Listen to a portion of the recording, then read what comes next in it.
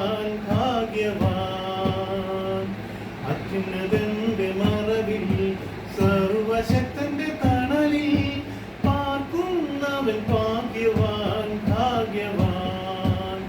N സങ്കേതവും കോട്ടയും ഞാൻ ആശ്രയിക്കും ദൈവവും നീ മാത്രമെന്നു കർത്താവോടേറ്റു ചൊല്ലിടും, അവനേറ്റു ചൊല്ലിടും.